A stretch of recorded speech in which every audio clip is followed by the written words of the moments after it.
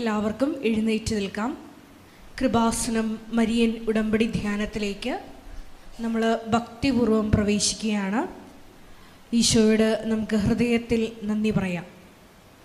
ദൈവപിതാവിനാൽ ആകർഷിക്കപ്പെട്ടിട്ട് പരിശുദ്ധ ദൈവമാതാവ് ജീവനോടെ പ്രത്യക്ഷയായ ഈ അൾത്താരയിൽ ഈ സമയം, ഈ ആരാധനാ സമയം നമ്മളെ ഒരുമിച്ച് കൂട്ടിയ ദൈവപിതാവിൻ്റെ സ്നേഹത്തിന് നമുക്ക് ഹൃദയത്തിൽ നന്ദി പറയാം.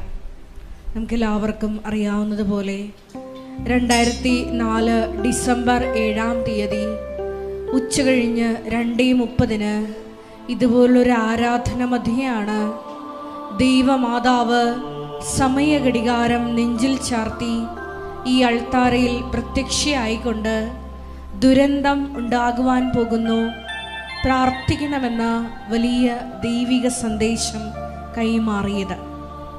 ജീവിതത്തിൻ്റെ വലിയ ദുരന്തമുഖങ്ങളിലായിരുന്നു കൊണ്ടാണ് നമ്മളും പരിശുദ്ധ അമ്മ ജീവനോടെ പ്രത്യക്ഷപ്പെട്ട ഈ ആലയത്തിൽ വന്നുകൊണ്ട് മരിയൻ ഉടമ്പടിയെടുത്ത് പ്രാർത്ഥിച്ചുകൊണ്ട് ദുരന്തമുഖത്തെ അഭിമുഖീകരിക്കുവാൻ ദൈവകരുണയെ, ദൈവകൃപയെ നോക്കി പാർക്കുന്നത്. ഈ ധ്യാനം നയിക്കുവാൻ പോകുന്ന കൃപാസനത്തിൻ്റെ സ്ഥാപക ഡയറക്ടറായ ബഹുമാനപ്പെട്ട VP ജോസഫ് അച്ഛനെ ദൈവപിതാവിൻ്റെ കരങ്ങളിൽ സമർപ്പിച്ച് നമുക്കൊരു നിമിഷം പ്രാർത്ഥിക്കാം. അച്ഛൻ്റെ ആരോഗ്യത്തെ പ്രത്യേകമായിട്ട് സമർപ്പിച്ച് പ്രാർത്ഥിക്കാം. ഈശോയെ, ഈ ആരാധനയിലുടനീളം അച്ഛനിലൂടെ നീ തന്നെ ഞങ്ങളോട് സംസാരിക്കണമേ എന്ന് പ്രാർത്ഥിക്കുന്നു. മരിയൻ ഉടമ്പടി നിബന്ധനകൾ വിശ്വസ്തതാപൂർവം പാലിക്കുന്നതിനാവശ്യമായിട്ടുള്ള വചനങ്ങൾ, മരിയൻ ഉടമ്പടിയിൽ വന്നുപോയിട്ടുള്ള പാകപ്പിഴകൾ പരിഹരിക്കുന്നതിനാവശ്യമായിട്ടുള്ള വചനങ്ങൾ ഞങ്ങൾക്ക് ഈ ആരാധനയിലൂടെ നൽകണമേ എന്ന് പ്രാർത്ഥിക്കുന്നു. വിവിധങ്ങളായ സമയങ്ങളിൽ ഈ ആരാധനയിൽ പങ്കെടുത്ത് പ്രാർത്ഥിക്കുവാൻ പോകുന്ന മുഴുവൻ മക്കളെയും ഈ അൾത്താരയിൽ സമർപ്പിച്ച് പ്രാർത്ഥിക്കാം. ഞങ്ങളിപ്പോൾ കടന്നുപോയിക്കൊണ്ടിരിക്കുന്ന ഓരോ നൊമ്പരങ്ങളെയും, ഞങ്ങളുടെ ഓരോ ജീവിത അവസ്ഥകളെയും ഈശോയെ പ്രത്യേകമായിട്ട് ഞങ്ങൾ സമർപ്പിച്ച് പ്രാർത്ഥിക്കുന്നു. മരിയൻ ഉടമ്പടിയുടെ മുഴുവൻ വാഗ്ദാനങ്ങളും ഞങ്ങളുടെ കുടുംബങ്ങൾ പ്രാപിക്കുവാൻ ഈശോയെ കരുണയാകണമേ എന്ന് പ്രാർത്ഥിച്ചുകൊണ്ട് ദിവ്യകാരുണ്യനാഥനെ വരവേറ്റുകൊണ്ട് നമുക്ക് ഇരുകരങ്ങളും ഉയർത്തി ശക്തമായി സ്തുതിക്കാം. Hallelujah, hallelujah, hallelujah, hallelujah, hallelujah, hallelujah.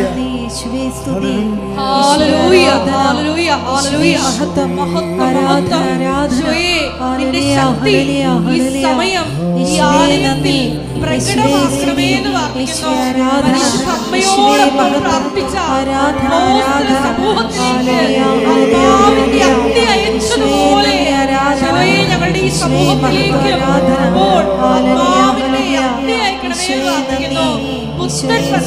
അനുഭവം ഞങ്ങളുടെ ജീവിതത്തിൽ നൽകണമേ എന്ന് പ്രാർത്ഥിക്കുന്നു.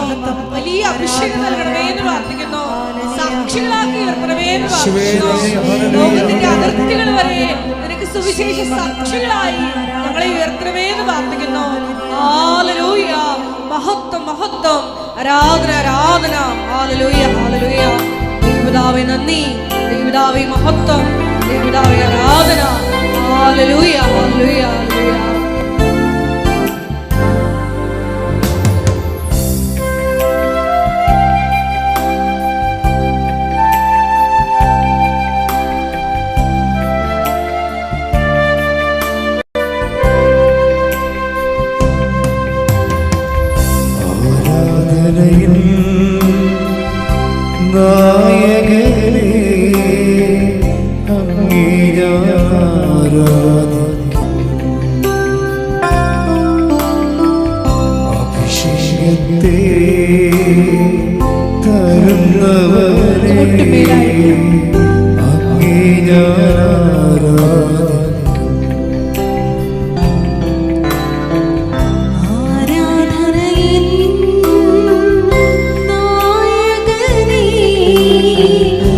അങ്ങേ ഞാൻ ആരാധിക്കും.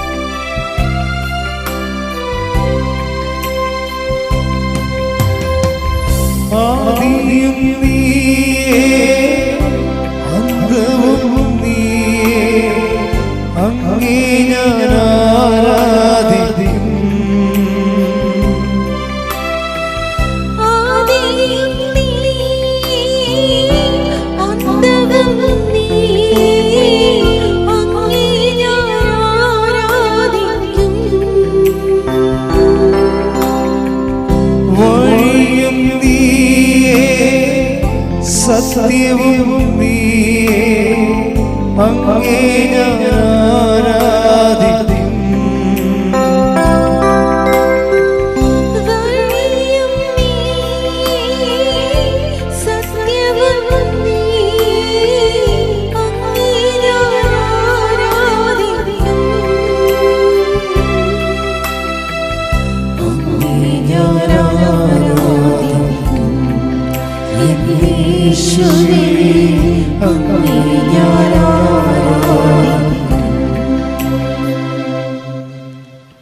പരിശുദ്ധ പരമദിവ്യകാരുണ്യത്തിന് നേരവും ആരാധനയും സ്തുതിയും പുകഴ്ചയും ഉണ്ടായിരിക്കട്ടെ. പരിശുദ്ധ പരമദിവ്യകാരുണ്യത്തിന് നേരവും ആരാധനയും സ്തുതിയും പുകഴ്ചയും ഉണ്ടായിരിക്കട്ടെ. പരിശുദ്ധ പരമദിവ്യകാരുണ്യത്തിന് നേരവും ആരാധനയും സ്തുതിയും പുകഴ്ചയും ഉണ്ടായിരിക്കട്ടെ. ഇരിക്കുക. പ്രിയമുള്ളവരെ, എപ്പോഴും ദൈവം നമ്മളെയും നമ്മുടെ പ്രാർത്ഥനകളെയും ഒക്കെ വിലയിരുത്തുന്ന ഒരു രീതി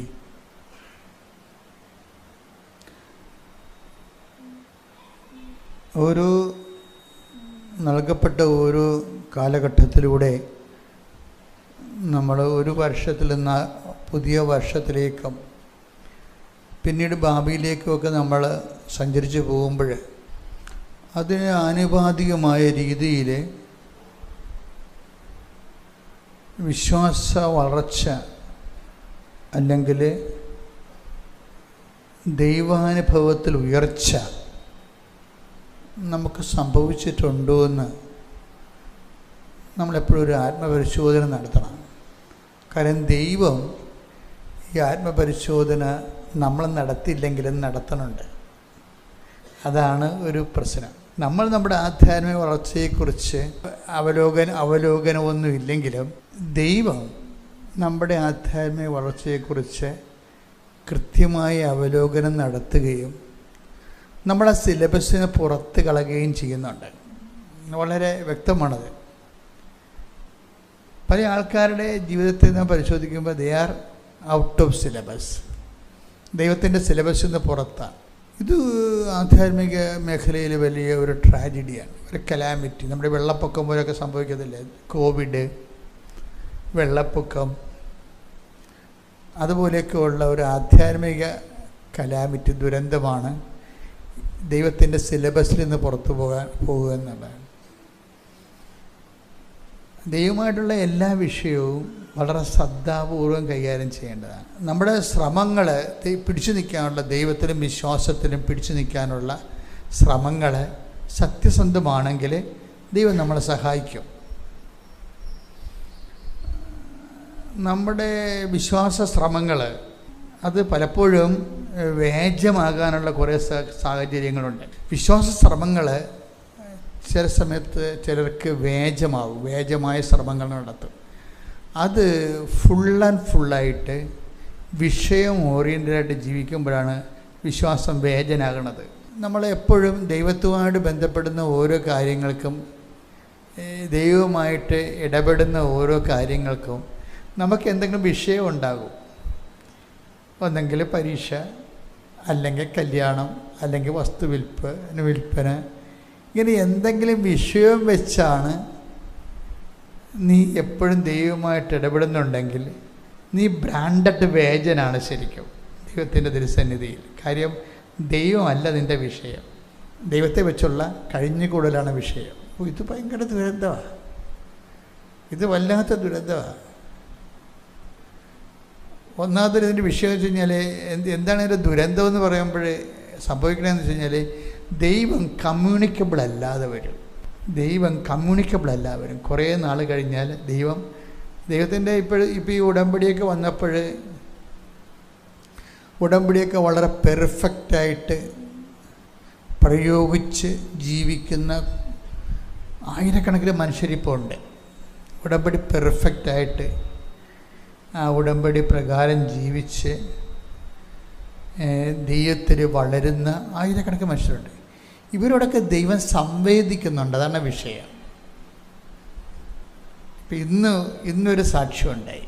മഞ്ജു മാട്ടർ എന്ന് പറഞ്ഞ അങ്കമാലിക്കാരത്തിയാണ്. അവർ പറയണത് അവരുടെ വീടിങ്ങനെ ജപ്തിയായി കിടക്കുന്നു എങ്കിലും കർത്താവ് അവരോട് പറയും, നീ കൊലുസൊക്കെ വിറ്റ് നിൻ്റെ പാദസരമൊക്കെ വിറ്റ്. അപ്പോൾ അവൾ കർത്താവിനോട് ചോദിക്കും, അവൾക്ക് ചിരി വരും, കർത്താവ് ഇങ്ങനെ പാദസരത്തിലൊക്കെ ഇടപെടുക എന്ന് പറയും. അതായത് ദൈവം വളരെ സിമ്പിളാണ്. നമ്മളുടെ ജീവിത സാഹചര്യം സിമ്പിളാണെങ്കിൽ ആ സിമ്പിളായ ജീവിത സാഹചര്യവുമായിട്ട് ദൈവം നമുക്കൊരു മെസ്സേജ് തരും. ഇപ്പം യെരമ്യായ്ക്കും പ്രവാചകന്മാർക്കൊക്കെ മെസ്സേജ് കൊടുത്തില്ലേ? അപ്പോൾ അവരുടെ ലൈഫ് സിറ്റുവേഷൻ വെച്ചാണ് മെസ്സേജ് കൊടുക്കുന്നത്. അപ്പോൾ നമ്മൾ ഒരു പ്രായം കഴിഞ്ഞാൽ പിന്നെ ദൈവവുമായിട്ട് കമ്മ്യൂണിക്കേറ്റ് ചെയ്യുന്ന ആൾക്കാരാകണം. അല്ലാതെ എപ്പോഴും ഇങ്ങനെ ഓരോ കാര്യത്തിന് ഇങ്ങനെ ദൈവസന്നിധിയിൽ പ്രാർത്ഥിക്കുകയും കരയുകയൊക്കെ ചെയ്യുന്ന ആൾക്കാരായിട്ട് തന്നെ അങ്ങനെ മരിക്കരുത് ഒരിക്കലും. അങ്ങനെ മരിച്ചാൽ അത് ഒരു ഗതികെട്ട മരണമായിരിക്കും. അത്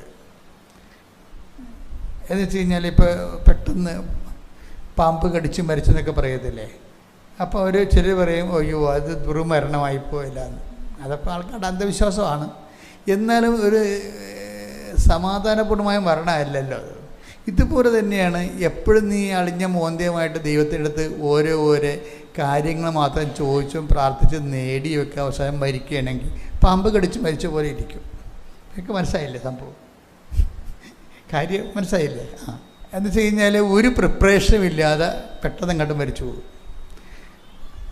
ഉടമ്പടിയെ സംബന്ധിച്ചിടത്തോളം നിങ്ങൾക്കറിയാം, ഉടമ്പടി എത്രയോ വർഷങ്ങൾ എടുത്ത് ദൈവം ഇന്നത്തെ രീതിയിൽ, ഇപ്പം ഞാൻ ചില സമയത്തൊക്കെ ഇരുന്ന് 500 കൊല്ലം ആധ്യാത്മിക ചരിത്രം, ലോക ചരിത്രം പരിശോധിക്കും. 500 കൊല്ലത്തെ ആധ്യാത്മിക ചരിത്രം. 500 കൊല്ലം മുമ്പ് നമ്മൾ എവിടെയായിരുന്നു? എന്താണ് ഇന്നത്തെ കത്തോലിക്കരും ക്രിസ്ത്യാനികളും പ്രാർത്ഥിച്ചത്? ഇന്നത്തെ പ്രാർത്ഥന എന്താണ്? അന്നത്തെ പ്രാർത്ഥന ഇന്നത്തെ പ്രാർത്ഥന തമ്മിൽ വ്യത്യാസം എന്താണ്? എന്തെങ്കിലും കാതലായ വ്യത്യാസം പ്രാർത്ഥനാ രൂപത്തിൽ വന്നിട്ടുണ്ടോ? അങ്ങനെ ഞാൻ ഇടയ്ക്ക് ചിന്തിക്കുന്ന ആളാണ്. അപ്പം എനിക്ക് മനസ്സിലായ സംഭവം, ഇപ്പോൾ പണ്ട് എപ്പോഴും ഈ ഓരോരോ കാലഘട്ടങ്ങളിൽ ദൈവ മനുഷ്യ ബന്ധത്തിന് പുതിയ സോഫ്റ്റ്വെയർ വരണ പോലെ പുതിയ ഫോർമുലകൾ, സൂത്രവാക്യങ്ങൾ വരും. പക്ഷേ ഈ 500 കൊല്ലമായിട്ട് വന്നിട്ടുള്ള എല്ലാ പ്രാർത്ഥന അപ്ഡേഷൻസ് എല്ലാം മുമ്പ് ചെറിയ സ്ലൈറ്റ് ചേഞ്ചേ വന്നിട്ടുള്ളൂ. ഉടമ്പടി ഒരു ലീപ്പാണ് വന്നിരിക്കുന്നത്. ഉടമ്പടി ഒരു നടന്ന് വന്ന ആൾ പറന്ന് പോയ പോലെ ഇരിക്കുന്ന ഒരു വിസ്മയമാണ് ഉടമ്പടി സംഭവിച്ചത്. ആധ്യാത്മികതയിൽ നടന്ന് വന്നയാൾ പെട്ടെന്ന് പറന്ന് പോകുന്ന ഒരു വ്യത്യാസമാണ് പഴയകാല പ്രാർത്ഥനാ രൂപങ്ങളും ഉടമ്പടിയും തമ്മിലുള്ളത്.